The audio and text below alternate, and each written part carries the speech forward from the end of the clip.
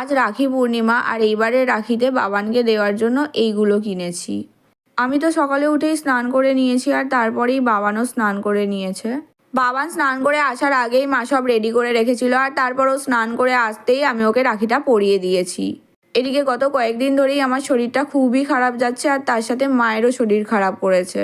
জ্বরটা তো একদমই ছাড়ছে না আর তার কারণে শরীরটা এতটাই দুর্বল হয়ে পড়েছে যে ডাক্তার আমাকে ওআরএসের জল খেতে বলেছে। খাবার ইচ্ছাও একদমই নেই, তাও দুপুরে চিংড়ি মাছ পোস্ত দিয়ে অল্প একটু ভাত খেয়ে ঘুমিয়ে পড়েছিলাম আর ঘুম থেকে উঠে দেখি ফুচু চলে এসেছে। এরপর সন্ধ্যের দিকে প্রচণ্ড খিদে পাচ্ছিল, যার কারণে একটু চা দিয়ে কটা বিস্কিট খেলাম। প্রতি বছরই ফুচু সকালের দিকে আমাদের বাড়িতে এসে বাবানকে রাখি পরিয়ে আবার চলে যায়, কিন্তু এবছরও আমাদের বাড়িতে থাকবে তাই একটু বিকালের দিকে এসেছে। এবছর আবার ফুচুর কাকার মেয়ে ফুচুর হাত দিয়ে বাবানের জন্য রাখি আর চকলেট পাঠিয়ে দিয়েছে।